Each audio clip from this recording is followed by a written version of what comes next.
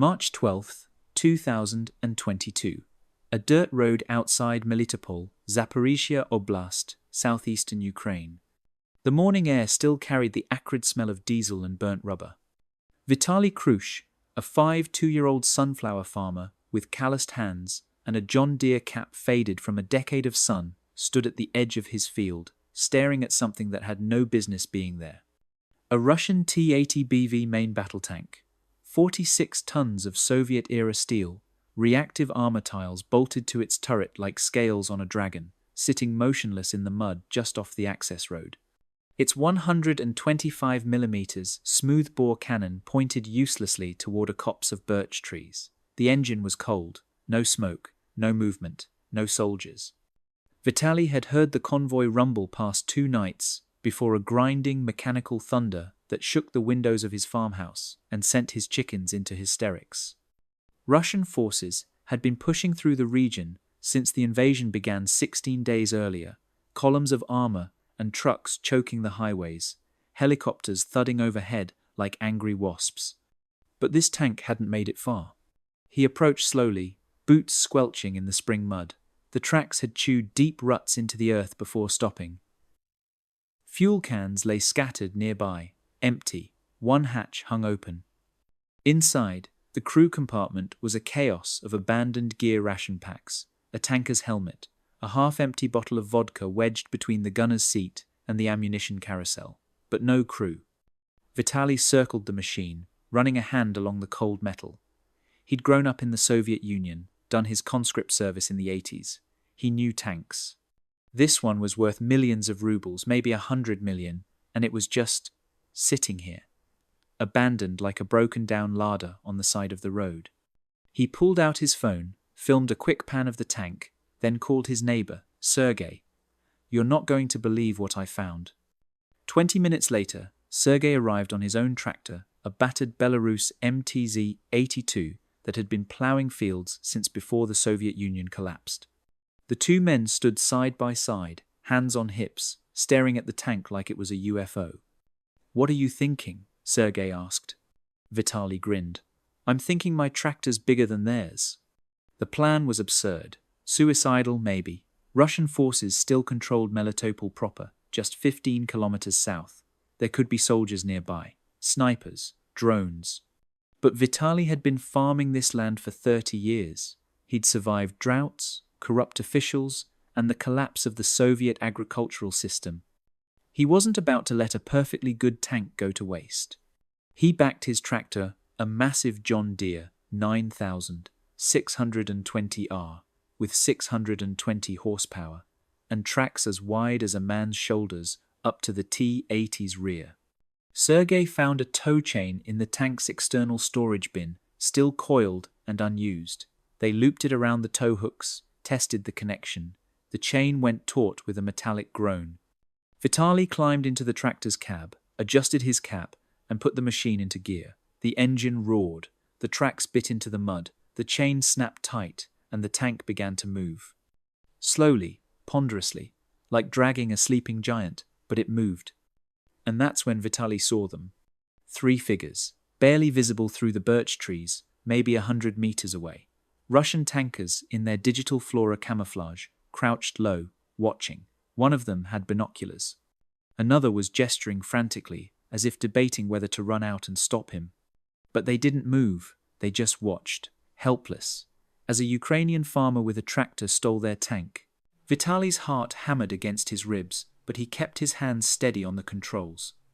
The John Deere's engine growled like a caged animal as the tracks clawed for purchase in the soft earth.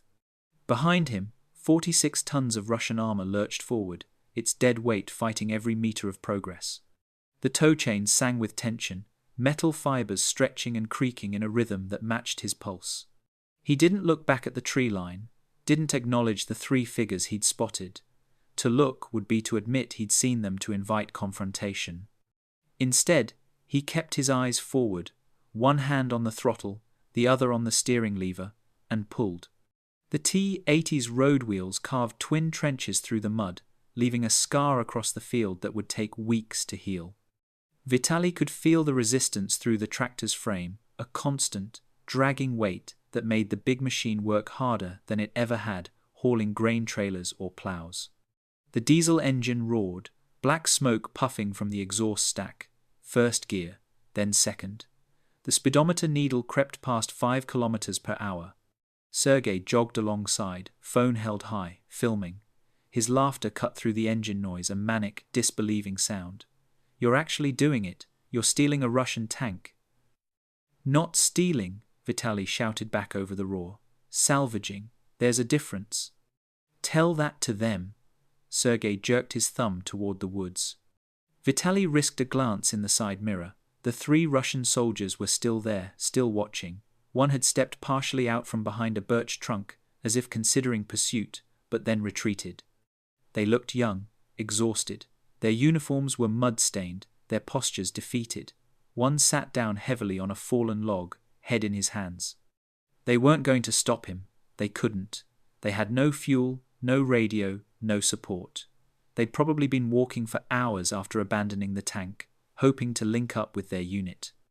And now they were watching a middle-aged Ukrainian farmer make off with their multi-million-dollar war machine, using a piece of agricultural equipment. The absurdity of it hit Vitaly all at once, and he started laughing, a deep, belly-shaking laugh that made his eyes water. This was the Russian army? The force that was supposed to take Kiev in 3 days? The successor to the Red Army that had crushed Nazi Germany? Reduced to hiding in the woods while farmers repossessed their tanks? The tractor crested a small rise, and the tank followed, its turret swaying slightly as the suspension compressed.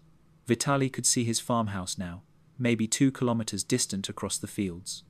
His wife Oksana stood in the yard, shading her eyes against the morning sun. Even from this distance, he could see her posture change as she registered what she was seeing, the sudden stiffness, the hand flying to her mouth. He waved. She didn't wave back. The towing operation took 40 minutes.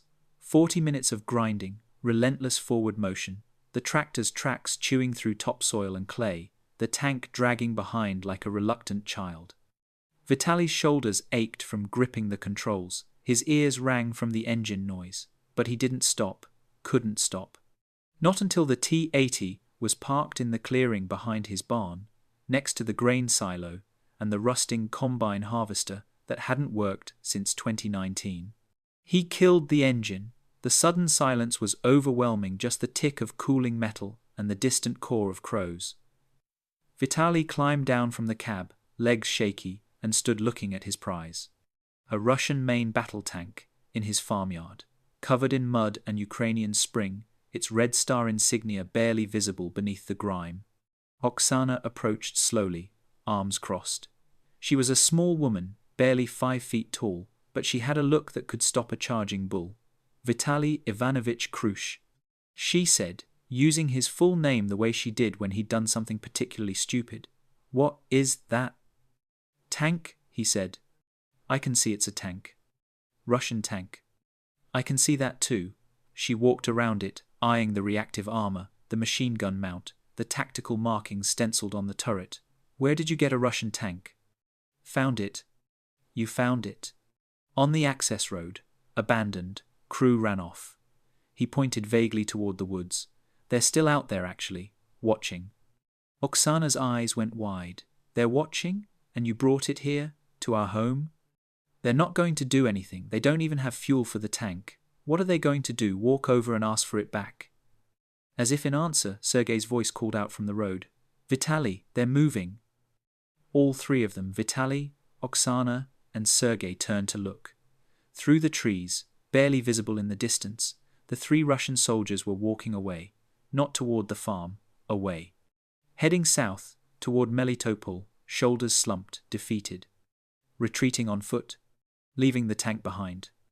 Vitaly pulled out his phone, opened the video Sergei had filmed, and watched it once, then twice. The image was shaky but clear, a green and yellow John Deere tractor towing a Russian T-80 tank across a muddy Ukrainian field, while somewhere off-camera, the tank's crew hid in the woods. He looked at Oksana. "I'm going to post this." "Don't you dare." But he'd already hit upload. The video uploaded in 37 seconds. Vitaly watched the progress bar crawl across his phone screen, the signal weak but persistent, bouncing off a cell tower somewhere between his farm and Melitopol. He added a caption in Ukrainian: Russian tank, low mileage, one careful owner, free to good home. Then he hit post. Oksana was still staring at him, her expression somewhere between fury and resignation. You just told the entire Russian army where we live. The Russian army already knows where we live, Vitaly said. They drove past here 2 days ago. Besides, he gestured at the tank. What are they going to do? Send another tank to get this one, so I can steal that one too? Sergei was already on his own phone, scrolling frantically. It's got 12 shares already, 20, 40. He looked up, eyes wide. Vitaly, it's going viral. But Vitaly wasn't paying attention to the phone anymore. He was looking at the woods again, at the path the 3 Russian soldiers had taken. Something about their retreat bothered him, the way they'd moved, not with urgency but with exhaustion. The way one of them had sat down on that log, head in hands, like a man who'd given up. Wait here, he said. Vitaly Oksana started, but he was already walking, crossing the field toward the tree line, following the tank tracks backward. Sergei hesitated, then followed, still filming. They found the crew's camp about 200 meters into the woods. It wasn't much a depression in the earth behind a fallen oak, sheltered from the wind. 3 sleeping bags, military issue, laid out on pine branches, empty ration packs scattered around a cold fire pit, a tactical map, folded and refolded so many times the creases had torn through. And a radio, its battery dead, wires exposed where someone had tried and failed to hotwire it to a portable charger. Vitaly crouched down, examining the scene. These men had been here for at least a day, maybe 2, waiting, hoping for rescue that never came. The rations were Russian military standard buckwheat kasha, condensed milk, crackers that could break teeth. There were 6 empty packs. They'd been rationing, making their supplies last. They were starving, Sergei said quietly, camera still rolling. Vitaly picked up the map. It was marked with pencil notations, grid coordinates, movement arrows, fuel depot locations. One location was circled repeatedly, the pencil pressed so hard it had torn the paper. A fuel dump, maybe 15 kilometers north. They'd been trying to reach it, trying to refuel the tank. But 15 kilometers on foot, through hostile territory, with Ukrainian territorial defense forces and armed civilians patrolling the roads. They'd never made it, and they'd known they wouldn't. So they'd hidden, watched their tank, their responsibility, their multi-million-dollar war machine sit abandoned in the mud, watched a Ukrainian farmer hook it up to a tractor, watched him tow it away, and done nothing. Because what could they do? Vitaly folded the map and pocketed it. Then he saw the notebook. It was tucked under one of the sleeping bags, a small spiral-bound thing with a water-stained cover. He opened it. The handwriting was Cyrillic, cramped and hurried. A diary. The entries were dated, starting from February 24th, the first day of the invasion. Feb 24. Cross the border at 0400. Command says Kiev in 3 days. Everyone believes it. Feb 26. Still moving. Fuel trucks supposed to meet us at checkpoint. Never showed. Feb 28. Running on fumes. Saw 2 tanks abandoned on roadside. Crew's gone. Where is everyone? Ma 3. Siphoned fuel from a BTR. Got maybe 50 kilometers worth. Commander says resupply coming. Nobody believes him anymore. Ma 9. Engine died. Middle of nowhere. No fuel. No radio contact. Dmitri wants to surrender. Alexei says they'll shoot us. I don't know what to do. Ma 11. Heard tractor this morning. Thought it was Ukrainian military. Just a farmer. He looked at the tank for a long time. Then he left. We should have flagged him down, asked for help. But what would we say? The final entry was dated March 12th, this morning. Ma 12. The farmer came back, with his tractor. He's taking it. He's actually taking our tank. Dmitri is crying. Alexei wants to stop him, but how? We have nothing. We are nothing. I hope he gets more use out of it than we did. Vitaly closed the notebook slowly. His hands were shaking. These weren't the soldiers from the propaganda videos, the professional, well-equipped forces that were supposed to be liberating Ukraine from Nazis. These were conscripts, kids, probably, sent into a foreign country with empty fuel tanks and broken promises, watching their invasion collapse around them in real time. He looked at Sergei. Turn off the camera. But Turn it off." Sergei lowered the phone. The red recording light blinked out. Vitaly stood there in the woods, holding a Russian soldier's diary, surrounded by the detritus of a failed military operation. He thought about the 3 young men walking south toward Melitopol, toward their own lines, where they'd have to explain how they'd lost a T-80 tank to a farmer with a John Deere.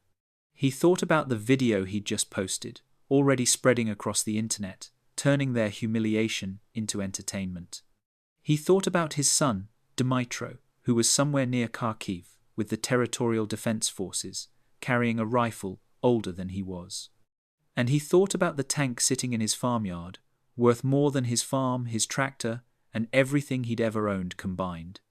"Come on," he said finally, "let's go home." They walked back in silence. Behind them, the abandoned camp slowly disappeared into the shadows of the birch trees, a small monument to the chaos of the invasion's first weeks when Russian columns ran out of fuel, communications broke down, and the 3-day operation to take Kiev turned into a grinding, desperate scramble for survival. When they emerged from the woods, Oksana was waiting by the tank, arms still crossed, but her expression had softened slightly. "The video has 2,000 shares," she said. "People are calling you a hero." Vitaly looked at the tank, at his tractor, at his wife. "I'm not a hero," he said. "I'm just a farmer who found a tank." But even as he said it, he knew it wasn't true. Because in that moment, in that absurd, impossible moment when a civilian with a tractor had repossessed a Russian war machine while its crew watched helplessly from the woods, something had shifted. Some fundamental assumption about how this war would go had cracked wide open. And the whole world was about to see it. By nightfall, Vitaly's video had been viewed 1.2 million times. By the next morning, it had crossed 10 million. News outlets from Kyiv to London to Washington were running the footage, sometimes with commentary, sometimes just raw, letting the image speak for itself. A farmer's tractor towing a Russian tank across a muddy field, the absurdity so complete it needed no explanation. But Vitaly's tank wasn't alone. Across northern and eastern Ukraine, from the suburbs of Kyiv to the fields around Sumy, from the roads near Chernihiv to the highways approaching Kharkiv, the same scene was playing out in dozens of locations. Russian armor tanks, infantry fighting vehicles, self-propelled artillery, mobile air defense systems sat abandoned on roadsides, in ditches, in farmers' fields. Some had been destroyed, turrets blown off by Javelin missiles or NLAW anti-tank weapons, but many were intact, just empty, out of fuel, out of luck. And Ukrainian civilians were taking them. In Dmitrivka, a mechanic named Volodymyr used his tow truck to haul away a BTR-82A armored personnel carrier. In Trostianets, a collective farm's Soviet-era tractor dragged a 2S-19 Mister self-propelled howitzer worth $12 million off the main road and into a barn. Near Brovary, a teenager on a quad bike discovered an abandoned Tiger M infantry mobility vehicle, keys still in the ignition, and drove it home to his father's auto repair shop. The Ukrainian government, recognizing both the propaganda value and the practical benefit, issued a statement through the Ministry of Defense. Captured Russian military equipment is not subject to taxation. The announcement was delivered with characteristic Ukrainian dark humor, but the message was clear: if you find it, you can keep it. The phenomenon exposed something the world hadn't fully grasped in the invasion's chaotic first weeks. Russia's vaunted military logistics system had collapsed almost immediately. The plan, such as it was, had relied on speed. Russian forces were supposed to race from the border to Kyiv, Kharkiv, and other major cities in a matter of days, moving faster than Ukrainian defenses could organize. Fuel trucks and supply convoys would follow, keeping the advance fed and fueled. It was the same operational concept that had worked in Crimea in 2014, in Georgia in 2008, overwhelming force, rapid movement, fait accompli. But Ukraine in 2022 wasn't Crimea in 2014. The fuel convoys never made it. Ukrainian special forces, territorial defense units, and even civilian partisans ambushed supply columns, destroyed bridges, mined roads. A single well-placed RPG round into a fuel truck could strand an entire battalion. Russian logistics units, undermanned and undertrained, found themselves trying to navigate hostile territory with paper maps and no secure communications. Trucks broke down, drivers got lost. Entire convoys were captured intact. And the Russian army, designed for short, sharp conflicts close to its own borders, had no plan B. Lieutenant Colonel Maxim Volkov, a logistics officer with the 4th Guards Tank Division, would later be interviewed by Russian independent media after being captured near Sumy. His account, published in fragments before the outlet was shut down by Russian authorities, painted a picture of systemic failure. "We were told the Ukrainians would welcome us," Volkov said, his voice flat with exhaustion, "that we'd be in Kyiv in 72 hours, that fuel depots were pre-positioned." None of it was true. By day 3, half my trucks were out of fuel. By day 5, I had tank commanders calling me, begging for diesel, saying they'd run dry in the middle of enemy territory. What was I supposed to tell them? That the fuel depot we were supposed to link up with didn't exist, that the trucks carrying our reserves were burning on the side of the highway. He paused, staring at something beyond the camera. "I had a captain call me on day 7, he was whispering, said his tank was dead, crew was hiding in a farmhouse, and he could hear tractors outside. Tractors. I told him to surrender.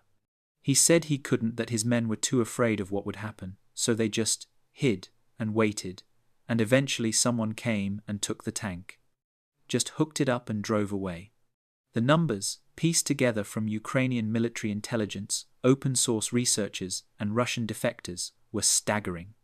In the first month of the invasion, Russian forces abandoned or lost over 400 tanks, 1,000 armored vehicles, and countless trucks, artillery pieces, and support equipment.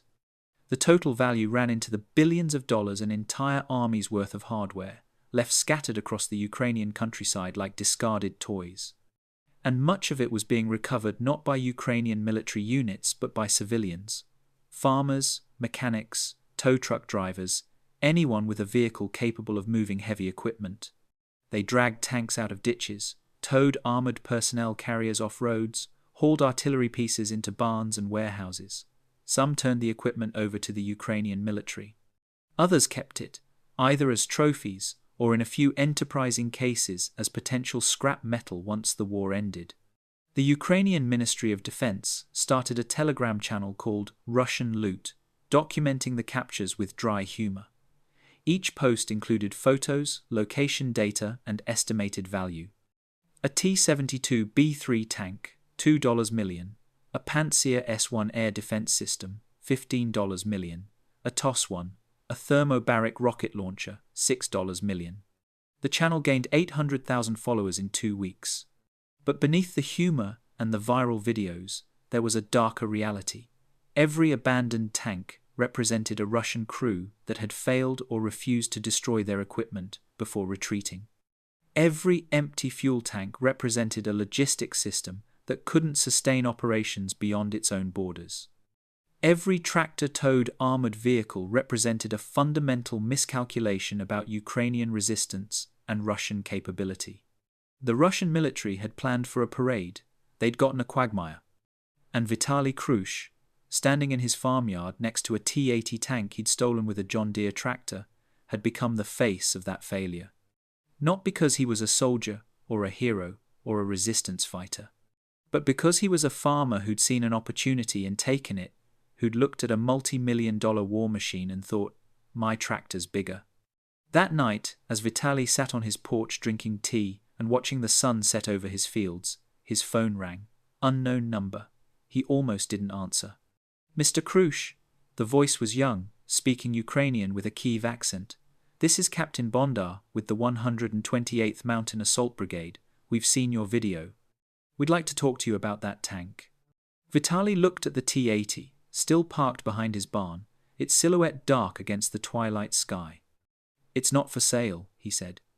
"We're not buying," the captain replied. "We're collecting. You'd be surprised how many of these things are sitting in barns right now." Vitaly smiled. "How many?" "Enough," Captain Bondar said, "that we're forming entire new units with captured equipment. Enough that Russian tank crews are more afraid of running out of fuel than they are of our javelins. Enough that farmers with tractors are doing more damage to Russian logistics than our artillery." There was a pause. "You're a hero, Mr. Krush, whether you want to be or not." Vitaly hung up and went back to his tea. Hero. The word sat uncomfortably. He'd just taken what was there, done what made sense. But as he sat in the gathering darkness, listening to the spring frogs singing in the irrigation ditches, he understood what the captain meant. This wasn't about one tank, it was about what that tank represented: the gap between Russian expectations and Ukrainian reality, the difference between what the invasion was supposed to be and what it had become. And the whole world was watching. The video reached 50 million views in 72 hours. It jumped platforms from Facebook to Twitter to Reddit to TikTok, each iteration adding new layers of commentary, new subtitles, new music. Someone set it to the Ukrainian folk song Oi u luzy czerwona kalina, oh, the red viburnum in the meadow, the melody both mournful and defiant. Another version added cartoon sound effects, a comical beep beep as the tractor reversed, a slide whistle as the tank lurched forward. A third cut between Vitaly's footage and clips from Russian state television showing gleaming military parades, the contrast so stark it needed no explanation. The memes came next. Within a week, Ukrainian farmer had become a character, a folk hero of the internet age. Image macros showed tractors towing everything from tanks to fighter jets to the Kremlin itself. Ukrainian farmers have captured more Russian equipment than the German army in 1943. Read one popular post, historically dubious but emotionally accurate. Another showed a John Deere tractor photoshopped onto a military medal, Hero of Ukraine, Agricultural Division. The Ukrainian Ministry of Defense leaned into it. Their official Twitter account posted a graph showing Russian equipment losses with categories for destroyed, damaged, abandoned, and, in a new edition, stolen by farmers. The last category's bar was colored John Deere green and yellow. But it wasn't just Ukrainians celebrating. Around the world, Vitaly's video became a Rorschach test for how people understood the war. In Washington, Pentagon analysts studied the footage, frame by frame, not for the humor, but for the intelligence value. The T-80BV's condition, the lack of visible battle damage, the scattered fuel cans all confirmed what satellite imagery and signals intelligence had been suggesting. Russian logistics were in free fall. A senior defense official, speaking anonymously to the New York Times, put it bluntly: when farmers with tractors are your biggest equipment loss category, you don't have a military problem. You have a systemic collapse. In Brussels, the video played on loop in the European Parliament during a debate on additional sanctions. A Polish MEP used it to argue for heavier weapons shipments to Ukraine. "They're fighting with tractors," she said, gesturing at the screen. "Imagine what they could do with proper anti-tank systems." In Moscow, the video was a humiliation that state media couldn't ignore and couldn't spin. Russian television initially tried to dismiss it as Ukrainian propaganda, a staged event with a captured tank. But too many Russian soldiers were calling home, telling their families about abandoned equipment, about fuel shortages, about the chaos. The Kremlin's narrative of a swift, professional, special military operation was colliding with videos of farmers stealing tanks, and the farmers were winning. Russian military bloggers, the semi-independent voices that occupied a strange space between state propaganda and genuine criticism, were less restrained. "This is what happens when you plan a 3-day operation with a 1-day fuel supply," wrote one popular account. "This is what happens when you send conscripts into a war they don't understand with equipment they can't maintain. The Ukrainians aren't beating us with javelins. They're beating us with John Deeres." The post was deleted within hours. The account went silent. But the damage was done. The image of the tractor and the tank had become iconic, a single frame that captured the entire dysfunction of the invasion. It was David and Goliath, except David didn't need a sling. He just needed a tow chain and a 620 horsepower tractor. John Deere, the American agricultural equipment manufacturer, found itself in an unexpected position. The company's tractors, particularly the massive 9620R model Vitaly had used, were suddenly symbols of Ukrainian resistance. Sales inquiries from Eastern Europe spiked. Social media accounts posted photos of John Deere equipment with Ukrainian flags. The company, navigating the delicate politics of a major war, issued a carefully worded statement. "John Deere stands with the people of Ukraine, and supports the use of our equipment for peaceful agricultural purposes." The phrase peaceful agricultural purposes became its own meme. But beneath the humor and the viral spread, something more profound was happening. Vitaly's video, and the dozens of similar videos that followed, were changing the narrative of the war itself. For weeks, Western media had focused on Ukrainian military resistance, the defense of Kyiv, the sinking of the Moskva, the Battle of Hostomel Airport. These were dramatic, cinematic moments that fit traditional war reporting. But Vitaly's video showed something different: civilian resistance, improvised and absurd, but no less effective. It showed ordinary people refusing to be victims, taking agency in whatever form they could find. A farmer stealing a tank wasn't a military victory, but it was a psychological one. It said, "You came here to conquer us, and we're taking your equipment for scrap. You came with tanks, and we have tractors. You planned for 3 days, and we're still here." Dr. Elena Volkova, a professor of military psychology at Kyiv National University, who had evacuated to Lviv, wrote an essay that was widely circulated in Ukrainian and international media. "The tractor videos are important not because of the equipment captured," she wrote, "but because of what they reveal about the two sides' mental states. Russian soldiers abandon multi-million-dollar tanks because they've lost faith in their mission, their commanders, their logistics. Ukrainian farmers tow those tanks away because they truly believe, that they will still be here when this is over, that they will still be farming these fields. That the tank is just another obstacle to be cleared, like a boulder or a fallen tree." She continued, "In war, morale is measured not just in soldiers' willingness to fight, but in civilians' willingness to stay, to plant crops in the spring even as artillery falls, to repair tractors even as tanks roll past, to see an abandoned enemy vehicle and think not, 'I should flee, but I should take that.' This is the psychology of a people who have already decided they will win." The essay was translated into 17 languages. Back in Melitopol, Vitaly tried to return to normal life, but normal life no longer existed. His phone rang constantly. Journalists, documentary filmmakers, Ukrainian government officials, even a Hollywood producer who wanted to option his story. He ignored most of them. The tank sat behind his barn, slowly becoming part of the landscape, weeds growing up around its tracks. Oksana had stopped complaining about it. She'd even started using it as a landmark when giving directions. "Turn left at the main road, go 2 kilometers, look for the Russian tank in the yard. You can't miss it." Neighbors came by to take photos. Children climbed on it, posing with victory signs. Someone spray-painted "Russian warship, go fuck yourself" on the turret, the phrase that had become Ukraine's unofficial motto after the defenders of Snake Island had radioed it to an attacking Russian cruiser. Vitaly let it stay. 3 weeks after he'd posted the video, a convoy of Ukrainian military trucks arrived at his farm. Captain Bondar stepped out, younger than Vitaly had imagined from the phone call, maybe 30, with the lean, exhausted look of someone who'd been fighting since February.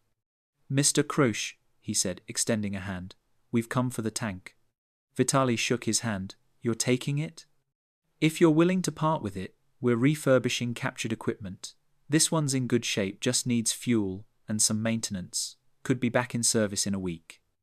Vitaly looked at the T-80, at the rust already forming on the exposed metal, at the graffiti on the turret. "Back in service fighting Russians?" "Yes." "Then take it." As the Ukrainian soldiers hooked the tank up to a military transport truck, Vitaly stood with Oksana and watched. The tank that had become a symbol, a meme, a piece of viral internet history, was going back to war. But this time, it would be fighting for the people whose land it had tried to conquer. Captain Bondar approached one more time before leaving. "You know you're famous, right? The whole world knows your name." Vitaly shrugged. "I'm just a farmer." "No," Bondar said quietly. "You're the man who showed everyone that this war isn't what Russia thought it would be. That we're not what they thought we were." He gestured at the tank, now secured on the transport. "They came here thinking we'd break. Instead, we're stealing their tanks with tractors and turning them around to fight back. That's not just resistance, that's victory. It just takes time." The convoy pulled away, the T-80 riding on the flatbed, heading west toward a repair depot somewhere in central Ukraine. Vitaly watched until it disappeared down the road, then turned back to his fields. The spring planting was already behind schedule. There was work to do. The war ground on. Weeks became months. The initial Russian assault on Kyiv collapsed, and their forces retreated north, leaving behind a trail of destruction and true to form hundreds more pieces of abandoned equipment. The focus shifted east to the Donbass, where the fighting settled into a brutal artillery duel across fortified lines. Melitopol remained under Russian occupation, but the front lines stabilized, and life in the occupied territories took on a grim, uncertain rhythm. Vitaly couldn't return to his farm. Russian forces, embarrassed by the viral humiliation and suspicious of anyone who'd made them look foolish, had put his name on a list. Neighbors who remained behind sent word through encrypted messaging apps. Soldiers had come looking for him, searched his property, questioned Oksana. They'd found nothing. The tank was long gone, and Vitaly had left weeks earlier, moving west to stay with relatives near Vinnytsia. But his video remained, and its impact continued to ripple outward in ways he could never have anticipated.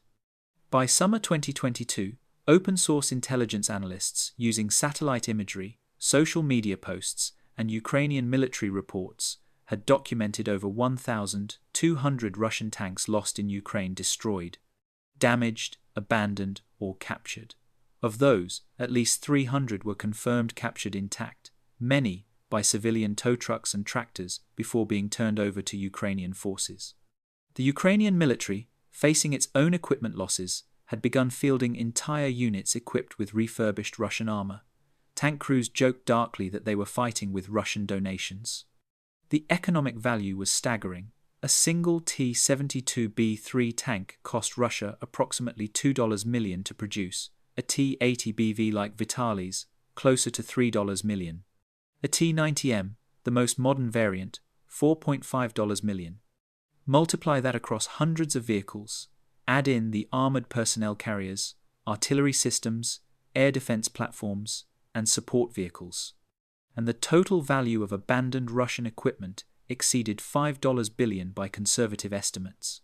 $5 billion, enough to fund a small country's entire defense budget, just left in fields and ditches across Ukraine. The Russian military tried to adapt. New orders went out. Crews were to destroy their vehicles before abandoning them. Thermite grenades were distributed, meant to be dropped into engine compartments to melt critical components. But the orders were inconsistently followed. Soldiers facing Ukrainian fire, out of fuel and ammunition, often chose survival over protocol. The abandoned equipment kept coming, and the farmers kept taking it. In October 2022, a farmer near Kherson, recently liberated after 8 months of Russian occupation, discovered not one but 3 T-72 tanks abandoned in a tree line, their crews having fled during the Ukrainian counteroffensive. He called the local territorial defense unit, but also took photos. The images showed him standing on one tank's turret, arms spread wide, grinning. The caption, "Harvest Season." The post got 20 million views. Vitaly, watching from his relative's apartment in Vinnytsia, smiled. He'd started something, a tradition, almost. A very Ukrainian response to invasion, not just resistance, but appropriation, taking the tools of conquest and turning them into trophies, scrap metal, or in the ultimate irony, weapons to fight back with. International media continued to reference his video. It appeared in documentaries about the war, in news segments analyzing Russian military failures, in academic papers about modern warfare and civilian resistance. The BBC produced a short film tracking down Vitaly in Vinnytsia, interviewing him in a cramped apartment far from his farm. He looked older, tired, but his eyes still held that spark of defiant humor. "Do you regret posting the video?" the interviewer asked. Vitaly considered the question. No, people needed to see it, not just Ukrainians, everyone. The Russians wanted us to be afraid. The video showed we weren't, that we were angry, yes. Determined, yes, but not afraid. You can't be afraid and steal a tank at the same time. Fear and absurdity don't mix. What about the Russian soldiers, the crew that abandoned the tank? Do you think about them? Vitaly was quiet for a long moment.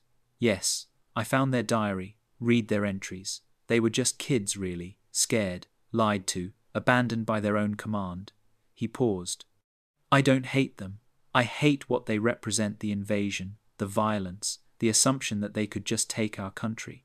But those 3 boys hiding in the woods, they were victims too. Just different victims. The interviewer pressed, "Would you do it again, if you could go back?" "Take the tank?" Vitaly laughed. "Absolutely. Every time. That tank was worth millions. It could have killed dozens of my countrymen. Instead, it's probably fighting for us now, or it's been scrapped and the metal used for something useful. Either way, it's not killing Ukrainians, so yes, I'd do it again." By early 2023, the Ukrainian government had formalized the process of civilian equipment recovery. A dedicated hotline was established. If you found abandoned Russian equipment, you called a number, provided GPS coordinates, and military recovery teams would handle the rest. Finders received a certificate of appreciation and, in some cases, a small financial reward. The program was called Tractor Force, a name that started as a joke but stuck. The Russian military, meanwhile, had become a case study in logistical failure. Western military academies added lectures on the 2022 invasion to their curricula, using it as an example of what happens when operational planning ignores basic sustainment requirements. The abandoned equipment, documented in exhaustive detail by open-source researchers, became Exhibit A in the argument that modern warfare requires more than just advanced weapons. It requires fuel trucks, spare parts, trained mechanics, secure supply lines, and realistic planning. Russia had none of it. Lieutenant General Ben Hodges, former commander of US Army Europe, gave a presentation at the Royal United Services Institute in London in March 2023, 1 year after Vitaly's video went viral. A slide showed the now iconic image of the John Deere tractor towing the T-80 tank. "This photograph," Hodges said, "represents one of the most significant intelligence revelations of the war. Not because of what it shows a farmer taking a tank, but because of what it reveals about Russian military culture. A culture that prioritized appearance over function, that built an army designed to look impressive in parades, but couldn't sustain operations beyond its own borders. A culture where junior officers were too afraid to tell senior officers the truth about fuel supplies, maintenance backlogs, or troop morale. This tank, and the hundreds like it, weren't captured by superior Ukrainian firepower. They were abandoned because the system that was supposed to support them simply didn't exist." He paused, looking at the image. And a Ukrainian farmer with a tractor exposed that failure to the entire world. Back in Ukraine, Vitaly waited for liberation. Melitopol remained occupied, but Ukrainian forces were pushing south, slowly, methodically. He followed the news obsessively, tracking every village retaken, every kilometer gained. His farm was still there. Neighbors sent photos occasionally, showing the fields overgrown, the barn still standing, the spot behind it where the tank had sat now just a patch of flattened grass. Oksana had joined him in Vinnytsia. They lived on savings and occasional work. He helped at a local agricultural cooperative. She cleaned houses. It wasn't the life they'd built over 30 years, but it was life, and they were together. One evening in late spring 2023, Vitaly's phone buzzed with a message from an unknown number. He almost deleted it. He'd gotten thousands of messages over the past year, most from strangers wanting to talk about the video, but something made him open it. The message contained a single photo. A T-80 tank, repainted in Ukrainian camouflage, with a white cross on the turret, the marking of Ukrainian forces, and spray-painted on the side, in large Cyrillic letters, Vitaly's tractor. Below the photo, a message: "Still fighting, still running, thanks for the donation, 128th Mountain Assault Brigade." Vitaly stared at the photo for a long time, then he showed it to Oksana. "That's your tank," she said. "Our tank," he corrected. She smiled, the first real smile he'd seen from her in weeks. "Our tank. Fighting Russians with a Russian tank stolen by a Ukrainian farmer. There's poetry in that." "There's justice in that," Vitaly said. He saved the photo, didn't post it. The war was still ongoing, and operational security mattered, but he looked at it often, this proof that his moment of absurd defiance had become something more. That the tank he'd towed across a muddy field with a John Deere tractor was still in the fight, still making a difference. The war would continue. Melitopol would eventually be liberated, or it wouldn't. Vitaly would return to his farm, or he wouldn't. The future was uncertain, written in artillery fire and diplomatic negotiations, and the slow, grinding calculus of modern warfare. But one thing was certain. On March 12, 2022, a Ukrainian farmer had looked at a Russian tank, decided it was his, and taken it. And in doing so, he'd shown the world something essential about the war, about Ukraine, about the gap between Russian expectations and Ukrainian reality. You could invade with tanks, but if you couldn't fuel them, couldn't support them, couldn't sustain them, then all you were doing was delivering equipment to the other side. And Ukrainian farmers had very good tractors.